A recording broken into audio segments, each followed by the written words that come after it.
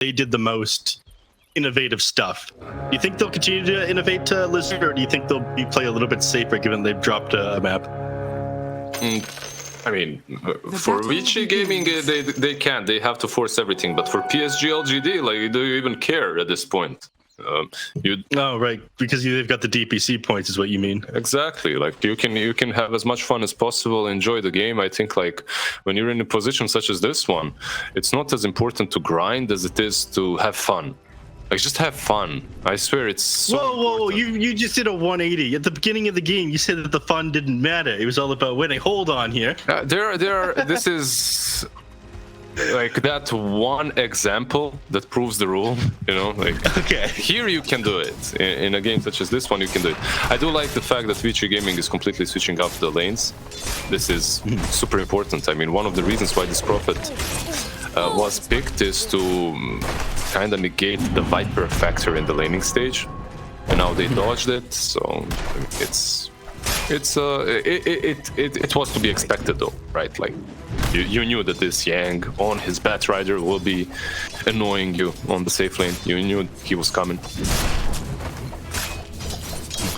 Were you expecting? Well, when I saw these two heroes picked alongside each other at the beginning, because the Viper and the Tusk is so common inside the Chinese region, I thought they'd be the 3 and 4. So you definitely have a lot less kill potential with the Bat Tusk than you would the Tusk Viper. And I don't even think that Viper's that amazing against the Keeper of the Light in the mid lane, just because this hero, you know, plays from so far back and has so much movement speed, you'd never actually be able to run him down. I mean, you can't approach the lane as a kotl as well, and even just the corrosive skin gives you magic resistance on Viper, so it's not as bad as you might think.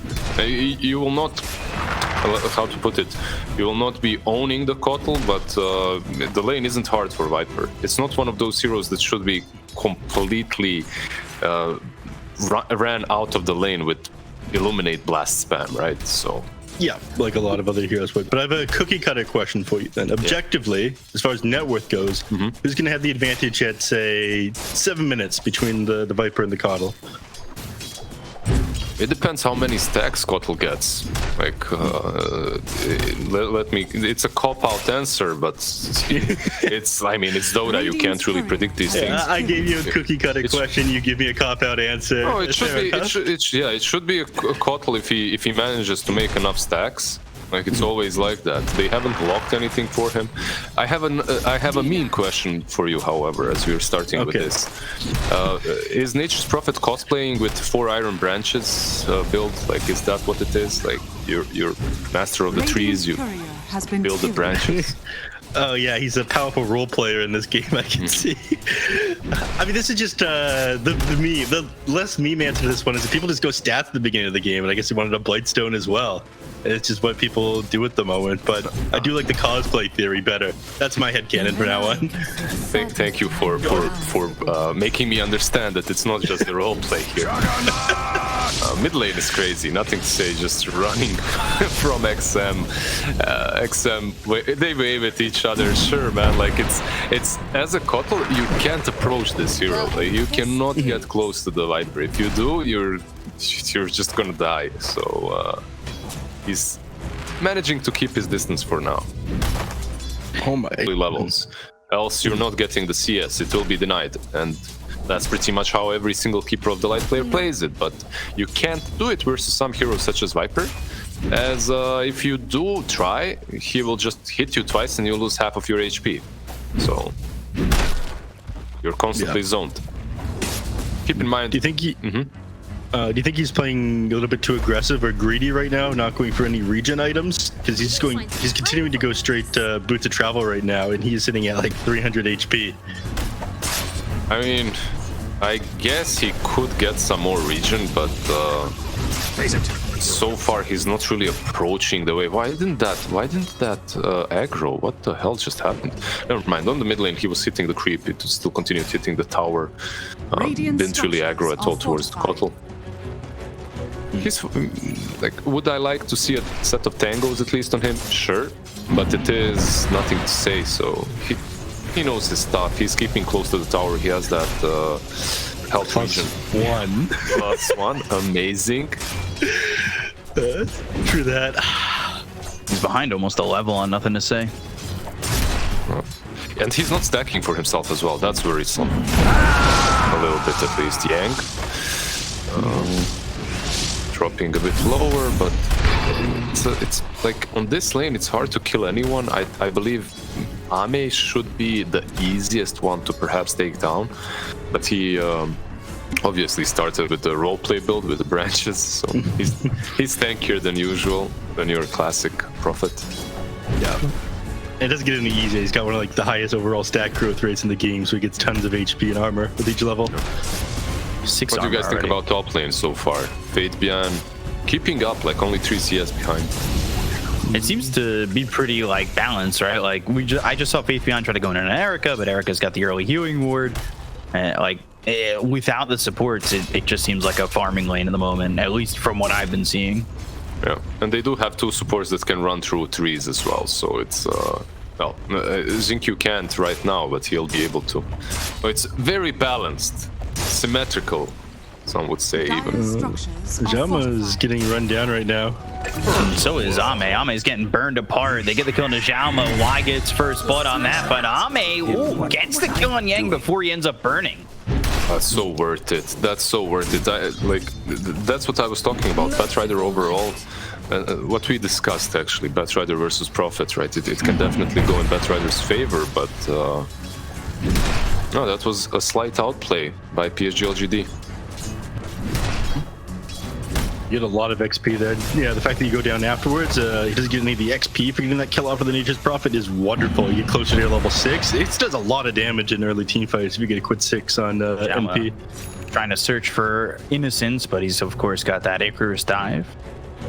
Like all these timings are coming for Innocence in such a nice way, man. Like first he survived on the lane, right? So he's the one that soaked all the experience. He's almost level 5, like 1 creep pretty much. Now he has Tranquils as well. It's like the Dream Phoenix game. He might die here though. I think this time he might have been caught. XM though, he's the one who's getting caught by nothing to say, and that is a kill for the kotl over mid, with a little bit of help there from Xingqiu showing up. He didn't get an assist on it. He just the presence was felt. It was a solo kill by nothing to say. Dire's middle tower is under attack. Yeah, as levels get higher on kotl, obviously he gets that level 4 illuminate. Suddenly he hits like a truck, and you have to be extremely careful about your positioning, especially when you're something like a Viper, right? Like you aren't really mobile. You're one of the slower heroes, so if he catches you, you won't be dodging that. I like the fact that he's going for that Atos build on XM, however, it will help them out a little bit with the catch. Plus he tanks up a bit. Yep. So you're crazy about it. Just catch on to who, like the Keeper Light specifically, or Nature's Prophet as well, being able to hunt him down. I think on anyone really on their side, because yeah, they do have some catch on their side, but it's kind of long cooldown. You can't expect Yang to be using Flaming Lasso every single time, right? It's not that great. And if you think about the Tusk, it's kind of telegraphed. By the time he gets to you, you're already gone. So at least getting something extra on your side will be nice for Vici Gaming. NP ulted, it didn't quite finish off Yang. I think that ult ended just before it ended up connecting with them. I definitely would have killed him there, though. Pretty quiet game overall, though. At least for the moment. Who does that benefit the most? I think it's hard to say at the moment. Like both of these teams are fine with just farming up. On one side you have Jug, who's going into a Battle Fury, right? So he's not really looking to fight. On the other side you have an NP, and NP isn't what he used to be. This isn't your hero that goes from one tower to another 10 minutes in, right? Like he can actually go to the jungle, get that Maelstrom, get some farm, and then join fights. So I think they're both satisfied with the pace of the game at the moment. Yeah, I see that Nature's Prophet Ame here, he doesn't have a Aghanim Shard queued up as one of his next items. Do you think that's a mistake, or is this common for position 1 Nature's Prophet? I see the shard very often on position 1. I think it's all right. he might get it. He doesn't have to queue it up, doesn't that he won't get it. But I hate it when I see players just completely focus on Nature's Call as position 1. You know, just constantly taking those talents and also just thinking about split pushing with the trees and whatnot, and then not joining too many fights. It does happen, like I've seen it in Eastern Europe as well, when someone isn't as experienced with the Nature's Prophet. I did that all the way up until recently. Then I started going like, depending on the game, if I can clear out my trance really easily, then I'll go the attack speed, I'll go the Wrath of Nature base damage, because you know the plus 30 actually ends up being a lot by the time it adds up. You hit quite hard, like that's why the hero is played on 1. Like, you're an extremely strong right clicker at some point. Top lane, Eric. The Saint's gone top. So he pushes Erica right off the lane. Like, does this secure the tower for them? Is this exactly what they need to do to kind of shut down Jug? Make sure he doesn't get anything. Yeah, I'm a little bit surprised right now that Ami doesn't TP up to the top lane and try to shove down this tier 1 alongside the team. Like they have the catapult up here. It looks like they're confident they can take this without the Nature's Prophet. Dire's structures are fortified. Yeah, that's exactly what we were talking about, right? Like these prophets, they can very often just stay in the jungle, not join the fights, defend mid-tier 1. You might get punished here though. Guardian down bottom, Yang in trouble. They've got the Blade Fury from Erica and the healing ward down, but Yang's not going to survive this. Snowball over to Shinkyu, but the Icarus dive in, some Fire Spirits being thrown over, the Omni Slash being tanked by Xingqiu, keeping Fifion alive. Also threw out a Supernova on that. So back and forth, and I would say ultimately at the end of the day, it's probably LGD who get the better of that in terms of trades, but at the same time, you use Supernova, you use Solar Guardian, there's a lot used there to protect on that. As top lane, Ame's been caught, and with the Rod of Atos, the damage coming in, there's no chance he survives, and XM gets credit for the kill, and they deny the tower. I think he didn't have to, right? Like I don't think he had to. But he did. And yeah, the kotl is around. I mean, he didn't have to, really. You do have the Treant Protector. He could heal it up, but it was so low, I guess. It's like, whatever. Let's just let this go. Nice Atos usage instantly on the Prophet, and probably one of the reasons why we don't see Prophets do things like this very often early on. Like, you really want to choose your fights very carefully. I think it was a careful option going top. He saw the huge fight on bottom. He's thinking to himself, yeah, why not go top? There's no way they reached that fast, but they were really quick with answering that. Yeah, the brown boots into Atos is one of like the few games that this actually would have happened. And he gets Atos by the Viper like that and then taken down. I think it might have partially been like, okay, they've got this Treant Protector as well. I didn't make the rotation up the top lane earlier. If we put this much like effort into taking this top tier 1, I want to make sure this is secured. Face Beyond getting the kill on Najama. I also want to add to that. Do you think that they saw the Rod of Atos available on the Viper, or was that just the debut of it, so not expecting that little bit of I think he did see it. I think he did see it. He started TPing away very early. It's just that because you also saw the build-up, right? Like you saw the 2 Iron Crowns 5 minutes ago even, so you know that he has it. It's just that he got caught, plain and simple. Like they were a bit quicker to respond to that move. Jug also, by the way, switched up from the Battle Fury into the Maelstrom, so he already has that, and it's kind of similar, right?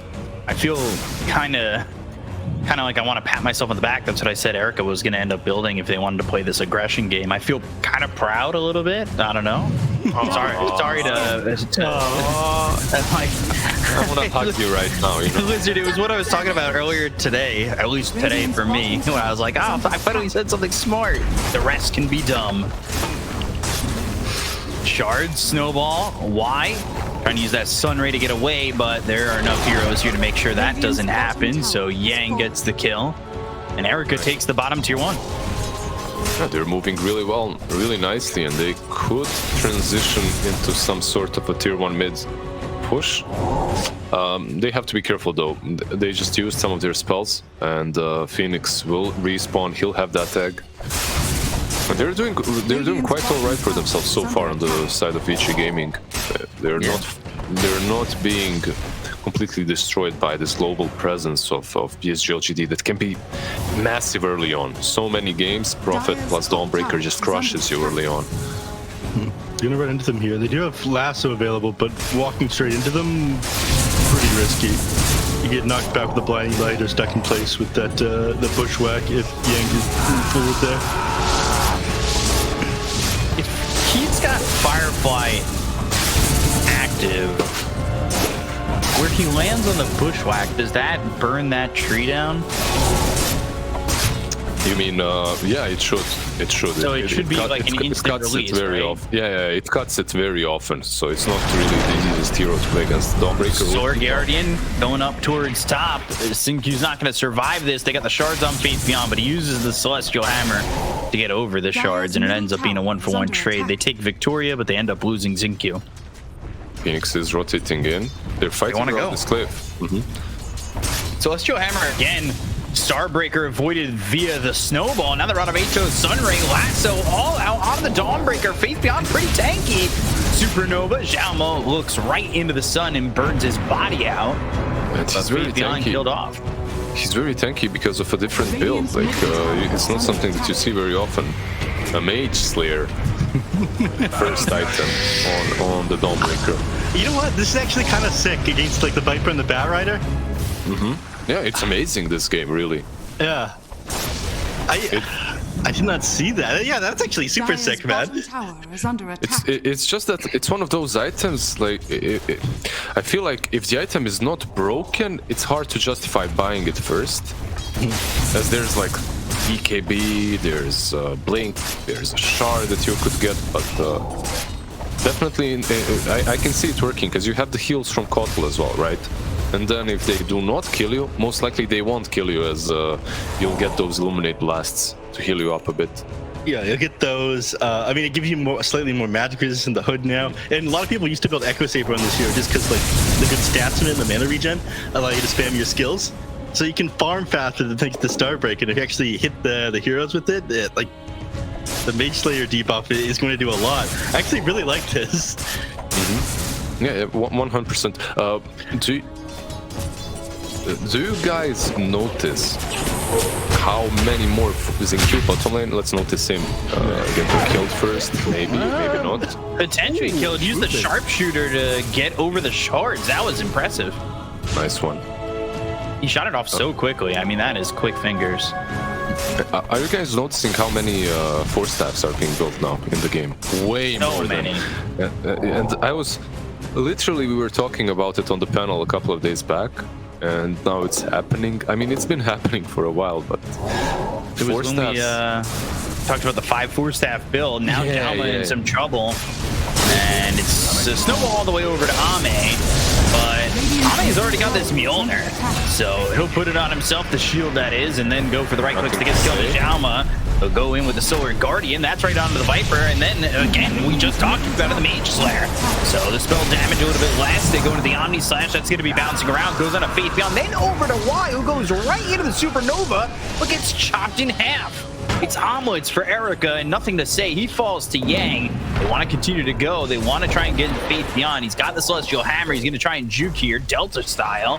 And moving over as the Acorn shot bounces from Erica to Yang, but they've got the Nature's Grasp, and Faith Beyond slowed up enough where I think he understands that he's dead to rights and will go after them instead and end up dead to Yang too. It was a nice attempt to kill off the Viper. As they were killing Tusk, nothing to say catches Viper, and it's so easy to follow up with Starbreaker and ulti from Dawnbreaker, right? Like Solar Guardian when he's slowed by Solar Bind. BKB, Yang, Ame, caught and killed. Caught, killed very quickly. They do end up losing Victoria, but is that really worth it? It's just why. The Bushwhack way off the mark. It felt like it was almost at a triple the ping. They connected the first Bushwhack with him, it's despite the fact he had Firefly up as well.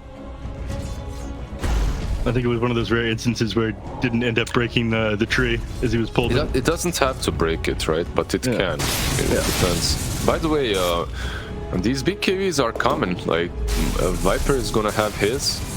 Batrider already Hopefully. has his. Oh, Yeah. great bushwhack and sharpshooter. I'm just saying Just not they're enough. Dyer's they're middle tower unable is to kill under these heroes already. Finally, It's not gonna get any easier. Yeah. They need the True. damage from Ame, right? But he's getting caught out in these fights. He's dead 3 times already. Exactly. I owe these deaths to Mjolnir, man. I feel like you got the So Maelstrom. much. Yeah. Yeah, why go for the full Mjolnir? I feel like if you're playing against illusions, it'd be super sick, Radiant's but bottom tower this is under definitely too much, right? Dyer's middle tower Maybe a bit is too under early, but I attack. love Mjolnir on Prophet. I feel like Maelstrom doesn't cut it. I actually love it, but maybe it's too early. Maybe he needed some. Yeah, but in this economy, In this economy, yeah, definitely. It's In this recession? price is inflated. yeah, you've seen the markets lately, right, man? Of course. We've been booming about it since January, remember? Been doing about it since last year. We were on it. Well, Yeah. you were on it. Well, here are these greater trains. Despite the fact they didn't have them queued up, he did build them pretty quickly. I think it came out after Mjolnir, but these things are so useful for shoving out the lanes. It is incredibly annoying to play against when one lane's being shoved by trains, so you can constantly resummon the greater trains as well. But Literally, the greater trans are 108 damage. Are so annoying. The 2 of them alone can push towers. yeah, but thankfully they have the train protector, so the chip damage that you get off onto these towers, which is normally super frustrating, is Dyer's healed up pretty bottom tower effectively is by under the attack. tree. Here's the BKB for the Viper. XM, he's level 16 compared to Nothing to Say. He's about a level behind. Nothing to Say, of course, we were talking about went to that 4-staff first. You've got Phoenix with the 4-staff. Anybody else? No, just those 2, at least for now. Yeah, the 4 staffs. This is the 3 versus the Tusk. Pretty solid here to get rid of the Nether Toxin as well and get out of that. And there's a couple of really good uses here. I feel that on Keeper of the Light, it's a core item anyway. Erica bottom lane. Oh, that was. I feel like the only way you catch him there is if you instantly bushwhack. You don't acorn shot. You just try to catch him by the tree, right? Oh, you tip him off. Mid? Oh, alright, he cancelled. I thought he was teleporting was his you. death there. Tower is under attack. Yeah. Dyer's structures are fortified. That's not In good. the tower, this one's gonna get finished off by Radiant's XM middle here. tower He's confident is enough to walk forward like that because he's got this BKB now. Yeah, and Shama also has Blink You're on, right? right? So you have save. And they're gonna They turn feel- that to mid tier 1 to Roshan right away. Yeah. Is under attack. And they feel really far ahead. Like, the net worth lead only says 1K. So it just feels like the item timings and what they've got, especially like the Blink Dagger on the Tusk, that's that little thing that feels very strong. And here it is, being shown off. Bottom. Blink in, shards out. There's the Snowball as well as the Walrus Punch. Yang's ready to go. He's got the Flame Break as well as the Lasso. It's not going to be too confident there for Faith Beyond. They're going to send these heroes in, though. They want the Illuminate. Faith Beyond surviving. They get the Overgrowth. They finally get the kill on a Faith Beyond, but they're going to lose Jalma? No, not yet, he says. They've got the Snowball. Bushwhack comes in. New Supernova. It was used up top. They get the kill on Jalma. The Sharpshooter takes out Yang. Fortified. They could not save Mr. President. 2 heroes got sniped there, both super far back. They ended up catching this Tusk at the edge of it Illuminate, and they ended up sharpshooting down the Bat Rider as well. Radiant's And the middle good old tower is under attack. Aetherlance, Nothing to Say Keeper of the Light as well coming into play now. It's. Do you guys remember when you had Mana Leak Aetherlance? That was the best thing yeah. ever. I Bring it loved back. this game so much. Like it was The outplay that you do on people, the outplay, and they just can't do anything because all of a sudden they're out of mana. It is hilarious. You'd always go 4-staff on the hero then because you just 4-staff the enemies. I miss aggressive 4-staffing. It used to happen way more often. Same, man. Do you guys think that these kind of changes are Dyer's middle tower is under attack. like, I don't know, good or bad? Like Bad. getting rid of all the annoying things in game. It's like just let me make people's life hell, you know? Yes, please. It's the only joy I feel. Right? Yeah. Phoenix. No joy for him, perhaps. Dives out. He's got the Icarus dive, but does he have the way out? Sunray, TP, Fey Grenade, not enough. There's another full staff. This one built by Viper. Very nicely done by Y though. Like forces himself out of Nether Toxin and Atos, then uses dive. And Sun Rays with the TP. Everything on point. All of it ended up being just enough. Like if he wasn't Sunraying as he TP'd out there, he definitely would have died. Yeah, for sure. TPing over on the Erica right now on NP. Yeah, they want to make a move, but they don't get the bushwhack off in time. Erica, though. He's stuck. He's got the Aegis. TP. I think he's confident with the team nearby. With the Aegis, too. Alright, I mean, he's alive. I'm definitely wrong then. I was talking about Ame. He was stuck. He was in the trees. He couldn't move. Like he was trying to right-click the healing ward, but he couldn't get there. He couldn't move. His nature's call was on cooldown. Everything was on cooldown pretty much. He's going to get that level 20 soon. That changes things a little bit for the Nature's Prophet as you get the leash talent, right? Mm-hmm. It's nice. Plus the BKB that's going to come as that satanic, like the Prophet that was feeding before and dying every single fight. It still can happen. They do have a lot of catch, but it's way harder. Like he's. Hold on, I have a question. The 100% miss chance for sprouted units, is that Pierce Magic Immunity? That's a good question. I'm not completely. I know the Sprout Leash does, and I asked this because I was curious if you Sprout Juggernaut, does he miss all of his Omni Slash attacks? They're really just trying to walk forward and get the Omni Slash off. Sword Guardian already used, and I feel like was used. I feel like there is no way in hell that happens. Like that he misses, but I mean, I've been surprised before in this game, so it's possible, I guess. But I don't think so. I'll test it between games. It sounds like it shouldn't work like that, but you know, Dota's strange sometimes. It works in mysterious ways. It's a strange cookie. Walrus Punch, Phoenix. No chance at a supernova. Not even sure you really want to get it off in that point because it would have been killed immediately. And Chug also has that Mjolnir, so Hyperstone build-up, naturally a lot of attack speed. He destroyed that tag in a matter of seconds. At this point, you see what he's building on Innocence. It's Hex. Like you get to this point in a game in which you have to either have a Hex or a Halberd if you want to even use your egg ever. This Mjolnir making it even more difficult. This is why he opted to go for this item instead of the Battle Fury. Extra attack speed, be able to just clear out that Phoenix egg instantly if he ever pops it. I know he's got Scotty finished. Dire's bottom tower is under attack. And the Scotty full one completed. I think it helps, but it might not be the only reason. Maybe he just wanted to get that Maelstrom as Battle Fury timing was a bit slower as well. So kind of I do like the Maelstrom. Yang. Ame in trouble. He has been hit with this last one. They got the Blade Fury right on top of him, and they're gonna get both him and Xingqiu. This is all because of the fact that they wanted to go for Yang. Q, he has just not been hitting many bushwhacks, throws it out from the trees, misses it, and then the second that happens, Yang turns BKB, sees his team coming down the river, and they go. Yeah, and most likely the plan was if they do fight after Pat is dead, we do have Solar Guardian, right? So we can commit, we can come in, we can help. There's global presence, there's travels on the kotl, like there's many ways to connect to that fight, but the moment Prophet is caught, you just have to back off.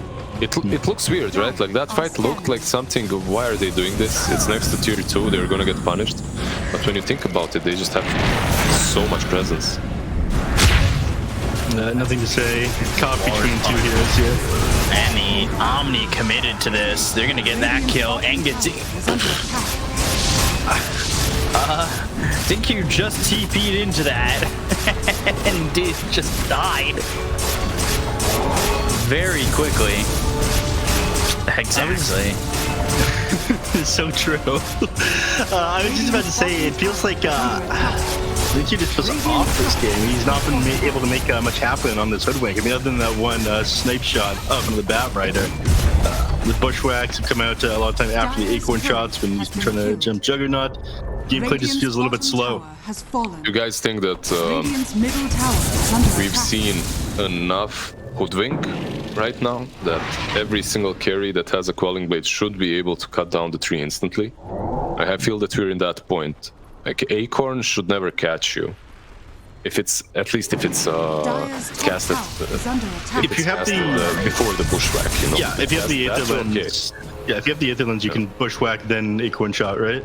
That's fine. That's fine. Like that you cannot stop. But if it's casted before, 100% it's on you. I mean, overall, I think it's in this game. It's not that easy to catch someone with a bushwhack. Yep. Everyone's carrying, well, we had Quelling Blades on a couple heroes for that reason. I mean, Jama's still carrying one, but I suppose you are playing against a Nature's Prophet as well. You can fly as a bat, then you have spider legs on Jug, and there's just so many ways. Yep. I mean, he's still got his Quelling Blade on the Juggernaut as well. If we get out of these things, the bushwhack and the sprout. But the spider legs are a better solution for that. One nice thing, if he would have had Battle Fury, he wouldn't have that slot occupied, right? Like it would be there with the Battle Fury, but he decided not to. Still working out so far for them. 4k ahead, not a great lead, but a decent one. Still, the game is in anyone's hands. Like, it's so easy for PSG.LGD to start ratting this. Feels like they are trying towards that, right? It's not that easy though, because again, you're playing against his Stream Protector. EKB early from Yang, but it avoids the sharpshooter, and now they're going to go forward, but they put the Lincolns on a Jinkyu, and Yang, wisely enough, stops the lasso from being placed on that Hoodwink too. However, now Jinkyu on the run, as behind them though is Y getting chased by that Tusk. Jinkyu will be chopped apart by Yang, Erica, as well as Victoria, and that's with the new Swift Slash thanks to the Ags that was minted recently for the Jug. Dire's middle tower is under attack. Bash now completed on the Dawnbreaker. Be able to pierce these BKBs and interrupt TBs and whatnot now. But yeah, they definitely want to wrap them. I think they're... It is just super difficult playing against this Stream Protector. That's another reason why this pick is super good. I think it's like an S tier support right now regardless, but against Nature's Prophet with this like reworked Aghanim Shard Sprout spawns a graded Treants, it's just even more effective. It completely shuts down the way the NP wants to play. And the NP isn't building any more damage, right? Hex does definitely add some damage to him, but it's not that extra move. Yeah. So it's mostly about the trees. They are setting some things up. You can see the way they're moving in the triangle. Innocence wants to perhaps put the deep ward. Actually misses it, okay. He was diving for that ward 100% there, but... it's just free Roche for with Shard, yeah. And the Shard's going to be given over to XM, which increases the max stacks of poison attack and armor reduction. They'll get nothing to say in a precarious spot, and there's no way to really save him. Ame just going for the TP, no BKB, and he'll be lassoed. So this is a big problem for Ame, who's trying to survive, throwing out some right clicks to go after Jama. They get on the tough to look over at Erica with the Blade Fury, but here comes Victoria with that overgrowth. Sharpshooter lands, Gleipnir down, that lands on a couple. They'll take out Ame with BKB, Dawnbreaker, no chance to fight there though, as he's on the split slash to kill off Fate Beyond. They'll go after Y, they'll take out the Phoenix. Ame buys back and comes right back in to die again. He has died twice, they called GG, and Vici wiped the floor with LGD. This reminds me of Invictus Gaming, if you remember last